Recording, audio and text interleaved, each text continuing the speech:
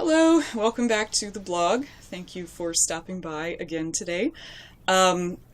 Today my short story collection, Unraveled Souls, my chapbook, was released through Amazon. It's available for Kindle, and if you have a Kindle or a smartphone that has the Kindle app, you will be able to order this very short collection and take a look. So today I just wanted to read a short excerpt from the title story, but I wanted to show the cover. And yes, my Kindle is still black and white. I don't have one of the new color ones, but I was very proud to be able to download the book this morning. So if you have been following my posts, if you checked out my blog post from last week or some of my recent Facebook posts, you know that this collection is one of my responses to the inauguration coming tomorrow and to the changing political climate in this country. It felt very important to me to help to support one of the causes that I'm more concerned about, under the new administration. I think that certain people, and I know a lot of us are concerned that certain people, certain communities are going to be much more vulnerable in the coming days and the coming years.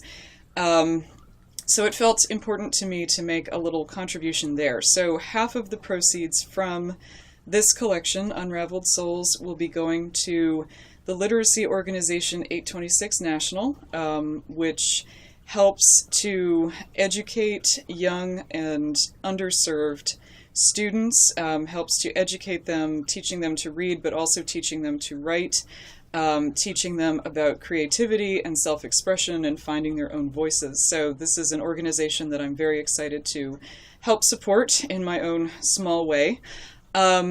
And the other thing I wanted to do with this collection was emphasize some issues of social justice and also the importance of recognizing one another's stories, listening to one another's stories, and forming connections between people. Because, of course, we have had a great deal of division in this country leading up to the election and in the wake of the election. So while I continue to have a lot of concerns for what's going to happen going forward, I also think that one of the most important things we need to do is try to connect with each other as well as we can. So that is one of the big themes in this story collection. So I would like to read an excerpt from the title piece, Unraveled Souls. I'm just going to read a little bit of the beginning. And then if you are interested and would like to check out the collection, it is available for order on Amazon, and you will be able to have it sent straight to your Kindle or to your smartphone Kindle app. So here's the beginning of the title story. On a rainy night in the middle of February, Alex threw out his electric keyboard. He did it even though he knew the instrument had a soul. All instruments did. Alex couldn't play any, not well enough for anybody to want to listen to him, but he wrote music for them all the time.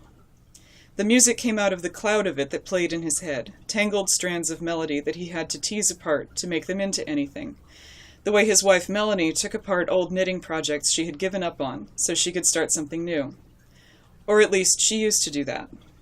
By February, neither of them had done the things they loved in months. Alex had kept his old keyboard for more than a decade, and he knew that it was too small for anybody to play real music on.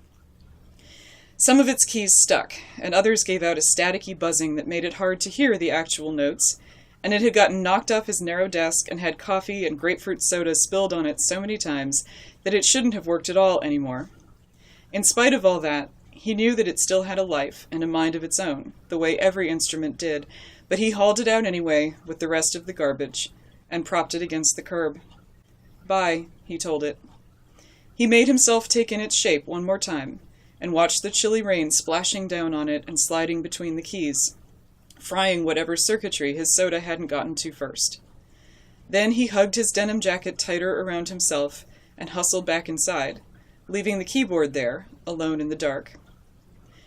Melanie was sitting on the old corduroy couch. She had a National Geographic magazine open in her lap, one of the dusty 1970s era ones that they'd bought in a stack at a used bookstore. Lately, she was always looking at a book or a magazine. Melanie, who never used to get how Alex could spend hours at a time reading. He still wasn't sure how much she actually read and how much she skimmed over the blocks of type or the pictures. She didn't look up when Alex came in. The frigid breeze from outside stirred the tangled brown curls that framed her face. She never cared how cold it was. She wouldn't wear long sleeves, hated sweaters, and felt like a turtleneck would choke her. Tonight she had on her favorite skin-tight magenta t-shirt and a pair of faded jean shorts.